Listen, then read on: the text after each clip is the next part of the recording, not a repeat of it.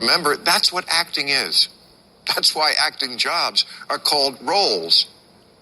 Sean Penn won an Oscar for playing gay civil rights martyr Harvey Milk. At the time, it was considered a courageous act of solidarity for a straight male movie star to play a homosexual. Now it's the opposite. Eddie Redmayne played a transgender woman in The Danish Girl, but now calls that a mistake because many people don't have a chair at the table. Well, actually, in movies now they do. And what does it have to do with you playing trans? Does it then work the other way? Can trans actors only play trans characters? Because that's not going to be a good deal for them.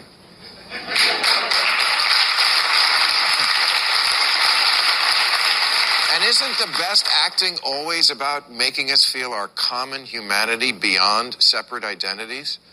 A black George Washington in Hamilton, of course. But Ryan Gosling as Frederick Douglass? Yes, that would be problematic.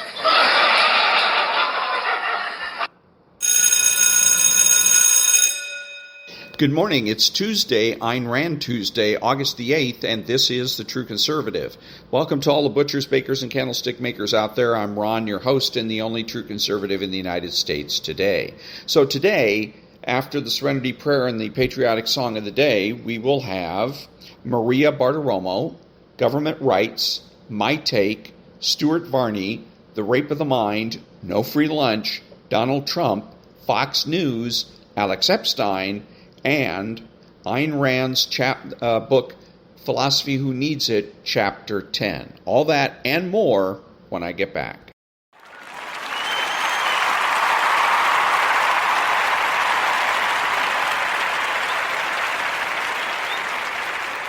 God, grant me the serenity to accept the things I cannot change, the courage to change the things I can, and the wisdom to know the difference. Amen.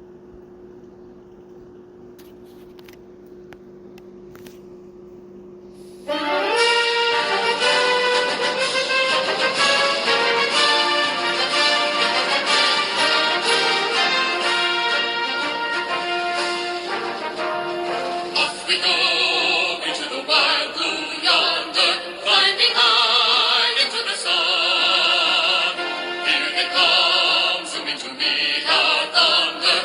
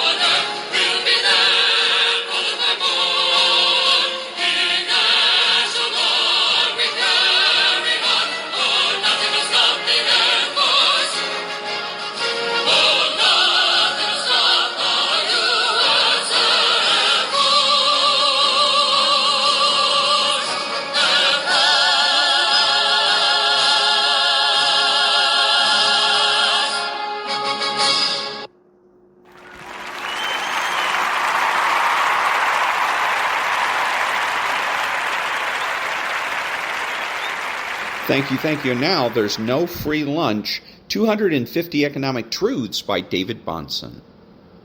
The most basic question is not what is best, but who shall decide what is best. Thomas Sowell. This is indeed the question. Defenders of free enterprise do not believe in a perfect administration under a market economy. Rather, we do not believe in the possibility of such. To the extent imperfect decision-making is accepted, we then seek to solve for who has the best chance of answering the question correctly, he with local knowledge or he without. He who will reap the consequences of his decision or he who will not. Better decisions that are imperfect are superior to worse ones that are also imperfect. And accountability where a decision is made is better than no accountability where a decision is also made. One simply must abandon belief in the omnipotent, disinterested third party, which no one explicitly believes in, but too many implicitly do. Once we have accepted the inevitability of imperfect decision-making, choosing who decides is the easy part. And that was There's No Free Lunch by David-Bahnsen. Back in a minute.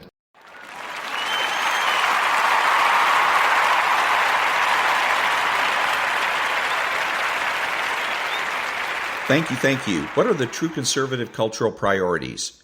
Bring back hierarchy. Bring back the admiration of intelligence, morality, and beauty. Bring back single-income households. Integration. Parenting. The primacy of existence. Certainty of knowledge. And universal rights and wrongs.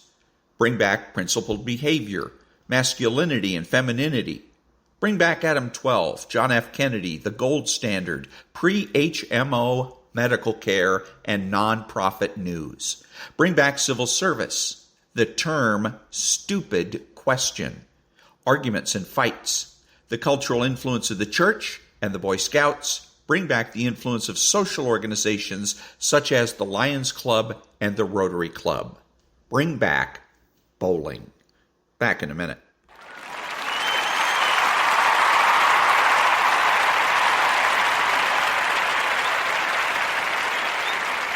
Thank you. Now a little bit of Maria-Bartiromo. In the Democrat Party about the reality of what's going on in our big cities, Leo. I mean, we had a bloody weekend in Chicago again. An 8-year-old girl shot and killed. She was playing outside her apartment building. 26 other shooting victims reported in that time, Leo.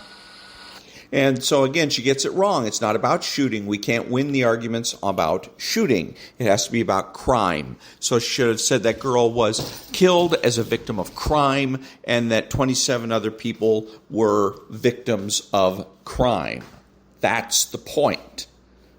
And that's an argument we can win. If we continue to play the game by the Democrats' rules, we will never, ever win. Back in a minute.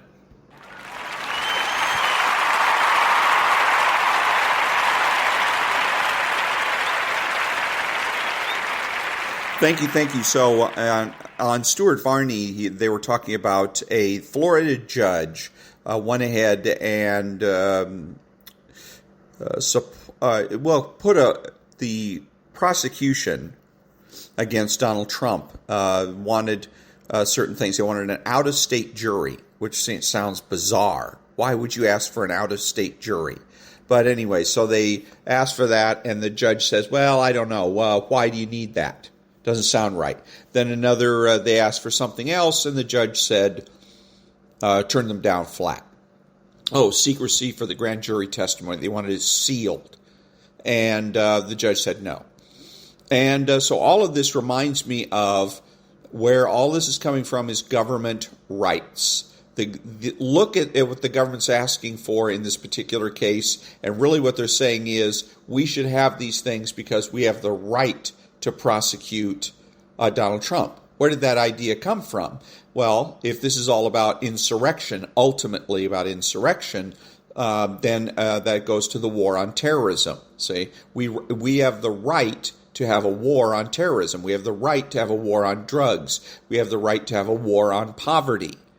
And so when we have the government comes to kick down your door because they say and you say, no, you can't do that because I have the right to be free of illegal searches and seizures, then the government says, we have the right to do away with terrorism, to do with drugs, to do away with poverty, etc. So now you've set yourself up for who's going to decide whose rights are paramount. The courts. The courts are now going to have to decide whose rights are more important, the people's rights or the government's rights. And that's where we get into situations of whether the judge or justice is a Republican or a Democrat. If we had things the way they should be, which is that the only rights that are recognized by the courts are the rights of the people, and that the courts understand that the government has no rights, then it doesn't matter, because all you're doing is the judge is looking at the law, applying it to the particular case, and rendering the right judgment. But like I said, we don't have that situation right now. It doesn't have to be this way. We can restore sanity to our justice system by remembering that the government has no rights. It has no right to war of any sort. It definitely doesn't have a right to a war on concepts. That's ridiculous. There is no such thing as a war on drugs. There's no such thing as a war on terrorism. It doesn't exist. It's a fiction. It's just another way for the government to assert in a rather clandestine way, subconscious way, that it has rights. And once the American people understand and get their mind right and realize that the government has no rights, everything else will fall into place. Back in a minute.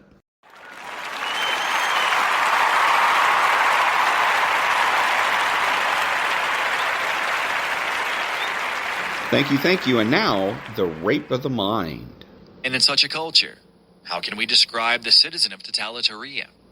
Perhaps the simplest answer to this question lies in the statement that he is reduced to the mechanical precision of an insect-like state. He cannot develop any warm friendships, loyalties, or allegiances because they may be too dangerous for him. Today's friend may be, after all, tomorrow's enemy.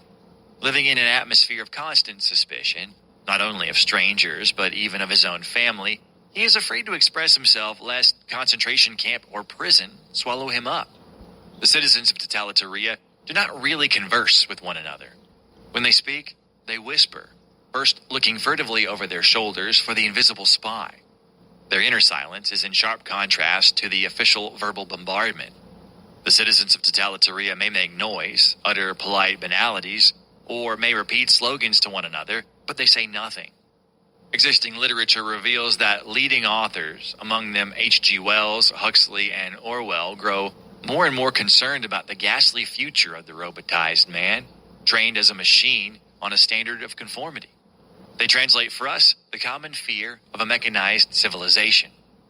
In totalitaria, the citizen no longer shows the real core of his mind. He no longer feels himself an I, an ego, a person. He's only the object of official barrage and mental coercion. Having no personality of his own, he has no individual conscience, no personal morality, no capacity to think clearly and honestly. He learns by rote. He learns thousands of indoctrinated facts and inhales dogma and slogans with every breath he draws. He becomes an obedient pedant, and pedantry makes people into something resembling pots filled with information instead of individuals with free, growing personalities. Becoming wiser and freer implies selective forgetting and changes of mind. This we accept. This we leave behind. Alert adjustment requires a change of patterns, the capacity to be deconditioned, to undo and unlearn in order to become ripe for new patterns. The citizen of totalitaria has no chance for such learning through unlearning, for growth through individual experience. Official oversimplifications induce the captive audience into acceptance and indoctrination. Mass ecstasy and mass fanaticism are substituted for quiet individual thought and consideration. Hitler taught his people to march and to do battle, and at the end they did not know wherefore they marched and battled.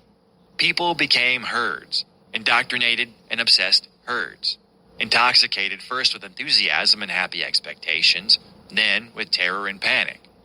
The individual personality cannot grow in totalitaria. The huge mass of citizens is tamed into personal and political somnambulism. It may be scientifically questionable to compare experiences gained from individual pathological states with social phenomena and to analyze the partial collapse of the ego under totalitarianism by analogy with actual cases of madness. But there is, in fact, much that is comparable between the strange reactions of the citizens of totalitaria and their culture as a whole on the one hand, and the reactions of the introverted schizophrenic on the other. Even though the problem of schizophrenic behavior in individuals and groups is extremely complicated and cannot be fully handled within the scope of this book, the comparison can be helpful in our search for an understanding of the nature and effects of totalitarianism. And that was The Final Surrender of the Robot Man from The Rape of the Mind, and by Joost-Meerlo, M.D. Back in a minute.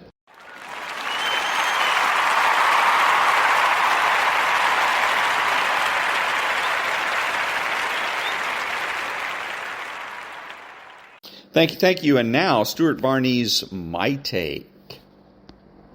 At oil, it had been going up recently, is holding at $80 per barrel as of right now. That's the markets on a Tuesday morning, and now this. At an Alabama fundraiser this week, Donald Trump said he needs one more indictment to close out this election. Okay, it was kind of a joke, but he made a good point. As the indictments spill out, his support has grown. He is crushing his GOP rivals, and in that now famous New York Times Siena poll, he's tied with Biden head-to-head, 43-43. All of this is happening just as the indictments hit. I think there's a strong belief that Trump is not being treated fairly, and has not been treated fairly in the past. Russia, impeachment over a phone call, those are examples of vicious politics based on pure Trump hatred. And he continues. New York's radical DA, Alvin Bragg, indicted him on the flimsiest of grounds. He bent the law every which way to bring charges. Only the Trump haters thought that was fair. On the day after President Biden was caught in a lie, caught in a lie about Hunter's business dealings, Jack Smith laid criminal charges on him about the 2020 election. The timing is suspect. As Trump's lawyer said, this reeks of election interference. There's the silencing of the IRS agents pursuing Biden's corrupt family financing. How convenient. The Department of Justice roadblocking investigations that get close to Biden. There's a pattern here. Use the machinery of government, use the courts, use anything you've got to beat the Trump challenge. Of course, it only works if it's seen to be fair and legit. It is not seen as fair and legit by a growing number of people, and that is a real threat to our constitutional republic. And that was Stuart-Varney's My Take. Back in a minute.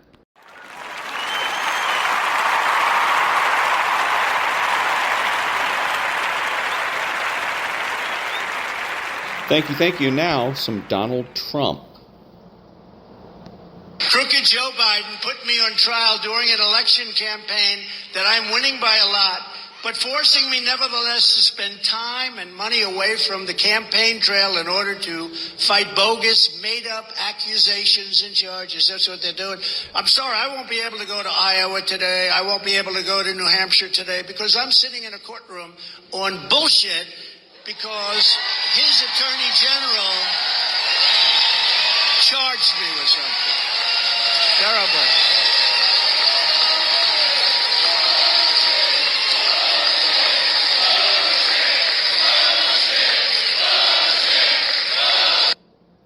And that was Donald Trump in New Hampshire. Back in a minute.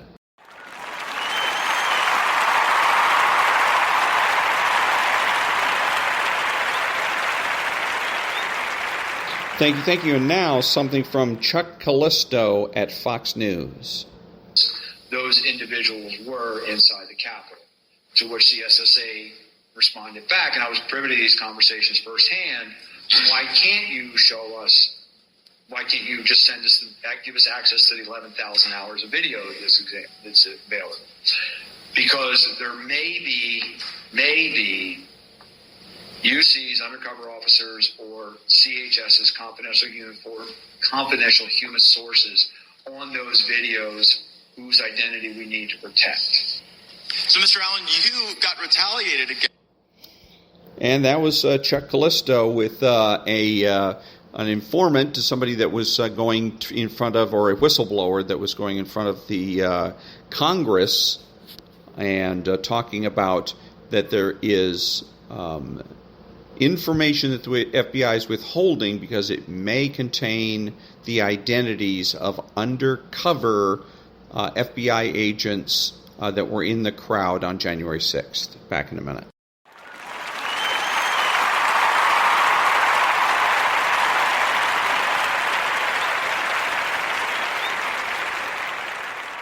Thank you. Now a little bit of Alex Epstein.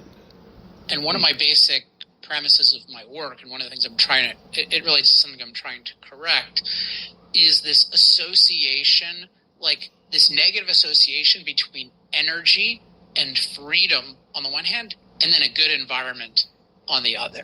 Because actually, thought of properly, energy and freedom are what make our environment a good place to live. Like before we had mass energy use, which that means mass machine use, so people using machines to amplify and expand their otherwise very small productive abilities. Like it allows us to transform the earth, to change things on a much greater scale if we have energy powering machines. Like before that, then the state of nature, so to speak, was really bad for human beings because I talk about in Fossil Future, it's naturally deficient. So it doesn't have a lot of useful available resources. And it's very dangerous. And so what human beings need to do to overcome that is we need to be productive. Like we need to produce new value that makes the naturally barely livable environment into an environment in which we can flourish, like an abundant, safe, opportunity-filled world.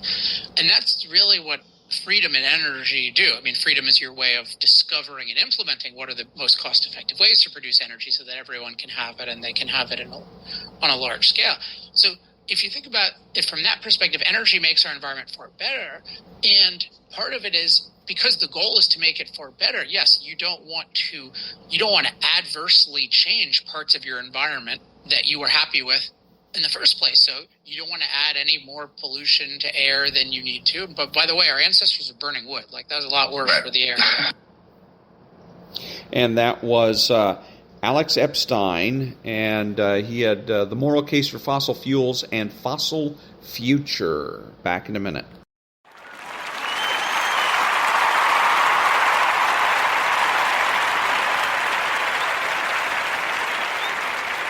Thank you. And now, Philosophy, Who Needs It by Ayn Rand.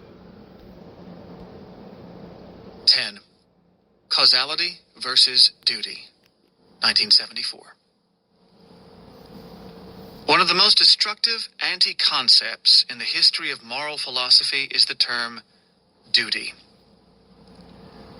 An anti-concept is an artificial, unnecessary, and rationally unusable term designed to replace and obliterate some legitimate concept. The term duty obliterates more than single concepts. It is a metaphysical and psychological killer. It negates all the essentials of a rational view of life and makes them inapplicable to man's actions. The legitimate concept nearest in meaning to the word duty is obligation. The two are often used interchangeably, but there is a profound difference between them, which people sense, yet seldom identify. The Random House Dictionary of the English Language, unabridged edition, 1966, describes the difference as follows. Duty, obligation, refer to what one feels bound to do. Duty is what one performs, or avoids doing, in fulfillment of the permanent dictates of conscience, piety, right, or law. Duty to one's country, one's duty to tell the truth, to raise children properly. An obligation is what one is bound to do to fulfill the dictates of usage, custom, or propriety, and to carry out a particular, specific, and often personal promise or agreement, financial or social obligations. From the same dictionary, dutiful, synonym. 1. Respectful, docile, submissive. An older dictionary is somewhat more open about it. Duty, 1. Conduct due to parents and superiors as shown in obedience or submission. Dutiful. 1. Performing or ready to perform the duties required by one who has the right to claim submission, obedience, or deference. Webster's International Dictionary, 2nd edition, 1944. The meaning of the term duty is the moral necessity to perform certain actions for no reason other than obedience to some higher authority, without regard to any personal goal, motive, desire, or interest. It is obvious that anti-concept is a product of mysticism, not an abstraction derived from reality. In a mystic theory of ethics, duty stands for the notion that man must obey the dictates of a supernatural authority. Even though the anti-concept has been secularized, and the authority of God's will has been ascribed to earthly entities, such as parents, country, state, mankind, etc., their alleged supremacy still rests on nothing but a mystic edict. Who in hell can have the right to claim that sort of submission or obedience? This is the only proper form and locality for the question, because nothing and no one can have such a right or claim here on earth. The arch-advocate of duty is Immanuel Kant. He went so much farther than other theorists that they seem innocently benevolent by comparison. Duty, he holds, is the only standard of virtue. But virtue is not its own reward. If a reward is involved, it is no longer virtue. The only moral motivation, he holds, is devotion to duty for duty's sake. Only an action motivated exclusively by such devotion is a moral action, i.e., an action performed without any concern for inclination, desire, or self-interest. It is a duty to preserve one's life, and moreover, everyone has a direct inclination to do so.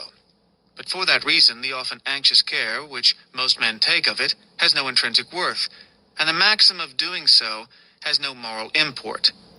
They preserve their lives according to duty, but not from duty.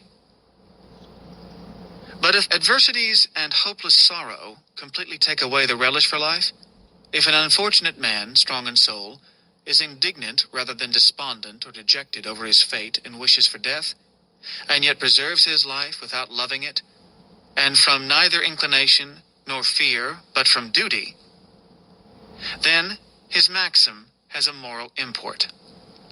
Immanuel Kant, Foundations of the Metaphysics of Morals. And it is in this way, undoubtedly, that we should understand those passages of Scripture which command us to love our neighbor and even our enemy. For love as an inclination cannot be commanded, but beneficence from duty, when no inclination impels it, and when it is opposed by a natural and unconquerable aversion, is practical love, not pathological love. It resides in the will, and not in the propensities of feeling, in principles of action, and not in tender sympathy, and it alone can be commanded. Thus, the first proposition of morality is that to have moral worth, an action must be done from duty. If one were to accept it, the anti-concept duty destroys the concept of reality. An unaccountable, supernatural power takes precedence over facts and dictates one's actions regardless of context or consequences. Duty destroys reason. It supersedes one's knowledge and judgment, making the process of thinking and judgment irrelevant to one's actions. Duty destroys values. It demands that one betray or sacrifice one's highest values for the sake of an inexplicable command, and it transforms values into a threat to one's moral worth, since the experience of pleasure or desire casts doubt on the moral purity of one's motives. Duty destroys love. Who could want to be loved not from inclination, but from duty? Duty destroys self-esteem. It leaves no self to be esteemed. If one accepts that nightmare in the name of morality, the infernal irony is that duty destroys morality. A deontological, duty-centered theory of ethics confines moral principles to a list of prescribed duties, and leaves the rest of man's life without any moral guidance, cutting morality off from any application to the actual problems and concerns of man's existence. Such matters as work, career, ambition, love, friendship, pleasure, happiness, values, insofar as they are not pursued as duties, are regarded by these theories as amoral, i.e., outside the province of morality. If so, then by what standard is a man to make his daily choices, or direct the course of his life? In a deontological theory, all personal desires are banished from the realm of morality. A personal desire has no moral significance, be it a desire to create or a desire to kill. For example, if a man is not supporting his life from duty, such a morality makes no distinction between supporting it by honest labor or by robbery. If a man wants to be honest, he deserves no moral credit. As Kant would put it, such honesty is praiseworthy, but without moral import. Only a vicious repressor who feels a profound desire to lie, cheat, and steal, but forces himself to act honestly for the sake of duty, would receive a recognition of moral worth from Kant and his ilk. This is the sort of theory that gives morality a bad name. A widespread fear and or resentment of morality, the feeling that morality is an enemy, a musty realm of suffering and senseless boredom, is not the product of mystic, ascetic, or Christian codes as such, but a monument to the ugliest repository of hatred for life, man and reason, the soul of Immanuel Kant. Kant's theories are, of course, mysticism of the lowest order, of the noumenal order, but he offered them in the name of reason. The primitive level of man's intellectual development is best demonstrated by the fact that he got away with it. If genius denotes extraordinary ability, then Kant may be called a genius in his capacity to sense, play on, and perpetuate human fears, irrationalities, and above all, ignorance. His influence rests not on philosophical, but on psychological factors. His view of morality is propagated by men who have never heard of him. He merely gave them a formal academic status. A Kantian sense of duty is inculcated by parents whenever they declare that a child must do something because he must. A child brought up under the constant battering of causeless, arbitrary, contradictory, inexplicable musts loses, or never acquires, the ability to grasp the distinction between realistic necessity and human whims, and spends his life abjectly, dutifully obeying the second and defying the first. In the full meaning of the term, he grows up without a clear grasp of reality. As an adult, such a man may reject all forms of mysticism, but his Kantian psycho-epistemology remains, unless he corrects it. He continues to regard any difficult or unpleasant task as some inexplicable imposition upon him, as a duty which he performs but resents. He believes that it is his duty to earn a living, that it is his duty to be moral, and in extreme cases, even that it is his duty to be rational. In reality, and in the objectivist ethics, there is no such thing as duty. There is only choice, and the full, clear recognition of a principle obscured by the notion of duty, the law of causality. The proper approach to ethics, the start from a metaphysically clean slate, untainted by any touch of Kantianism, can best be illustrated by the following story. In answer to a man who was telling her that she's got to do something or other, a wise old Negro woman said, "Mister, there's nothing I've got to do except die." Life or death is man's only fundamental alternative. To live is his basic act of choice. If he chooses to live, a rational ethics will tell him what principles of action are required to implement his choice. If he does not choose to live, nature will take its course. Reality confronts man with a great many musts, but all of them are conditional. The formula of realistic necessity is, you must if. And the if stands for man's choice. If you want to achieve a certain goal, you must eat if you want to survive.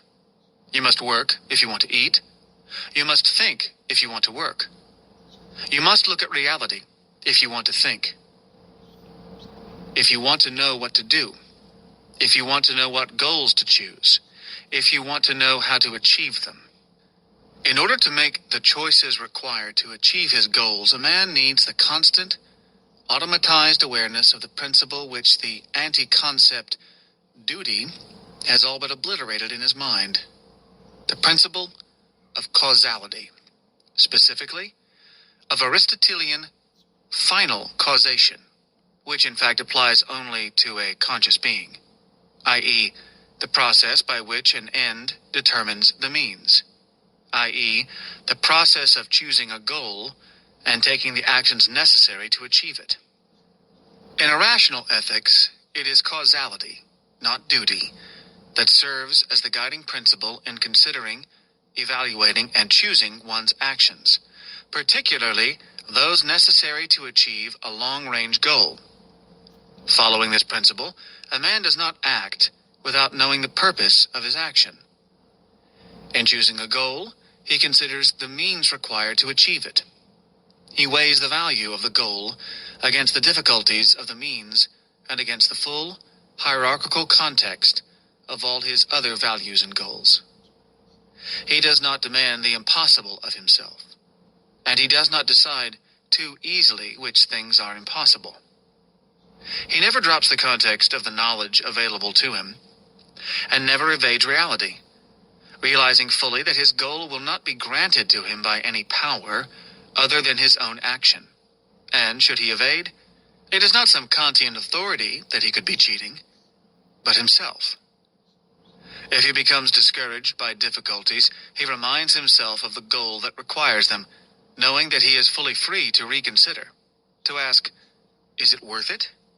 And that no punishment is involved, except the renunciation of the value he desires.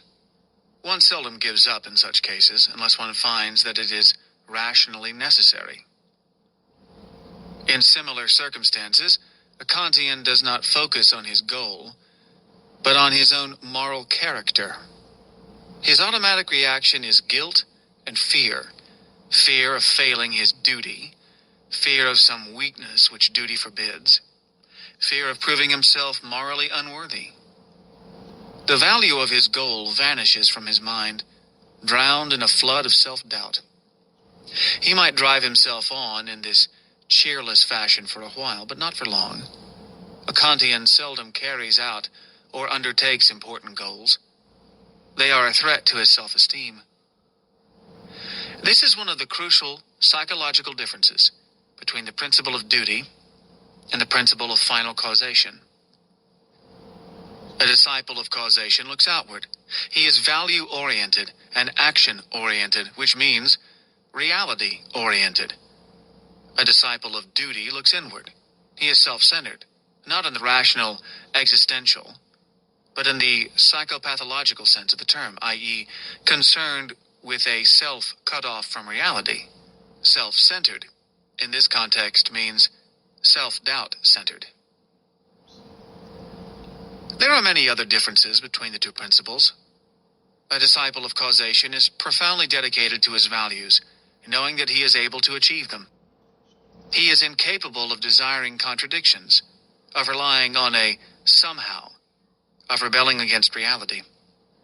He knows that in all such cases, it is not some Kantian authority that he would be defying or injuring, but himself, and that the penalty would be not some mystic brand of immorality, but the frustration of his own desires and the destruction of his values. A Kantian, or even a semi-Kantian, cannot permit himself to value anything profoundly, since an inexplicable duty may demand the sacrifice of his values at any moment, wiping out any long-range plan or struggle he might have undertaken to achieve them. In the absence of personal goals, any task, such as earning a living, becomes a senseless drudgery. But he regards it as a duty, and he regards compliance with the requirements of reality as a duty. Then, in blind rebellion against duty, it is reality that he begins to resent and ultimately to escape, in search of some realm where wishes are granted automatically and ends are achieved without means. This is the subconscious process by which Kant makes recruits for mysticism. The notion of duty is intrinsically anti-causal. In its origin, a duty defies the principle of efficient causation, since it is causeless or supernatural in its effects. It defies the principle of final causation, since it must be performed regardless of consequences. This is the kind of irresponsibility that a disciple of causation would not permit himself. He does not act without considering and accepting all the foreseeable consequences of his actions, knowing the causal efficacy of his actions, seeing himself as a causal agent, and never seeking to get away with contradictions. He develops a virtue killed by Kantianism, a sense of responsibility. Accepting no mystic duties or unchosen obligations, he is the man who honors scrupulously the obligations which he chooses. The obligation to keep one's promises is one of the most important elements in proper human relationships. The element that leads to mutual confidence and makes cooperation possible among men. Yet observe Kant's pernicious influence. In the dictionary description quoted earlier, personal obligation is thrown in almost as a contemptuous footnote.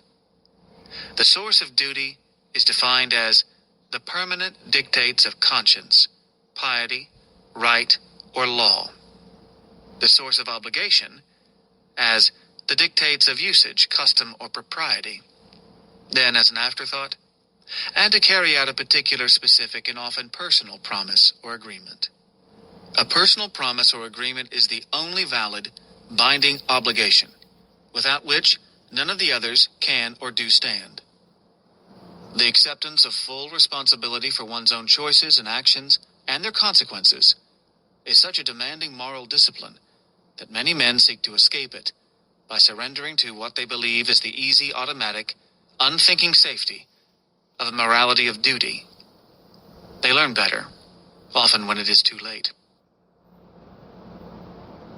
The discipline of causation faces life without inexplicable chains, unchosen burdens, impossible demands, or supernatural threats. His metaphysical attitude and guiding moral principle can best be summed up by an old Spanish proverb. God said, "Take what you want and pay for it." But to know one's own desires, their meaning, and their costs requires the highest human virtue, rationality. And that was Chapter 10 of Philosophy Who Needs It by Ayn Rand. Back in a minute.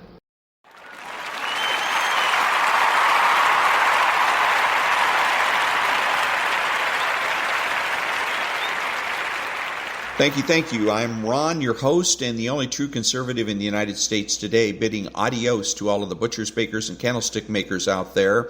And until next time, be honest, be smart, be beautiful, and remember that the left has no authority, no power, and they can't win.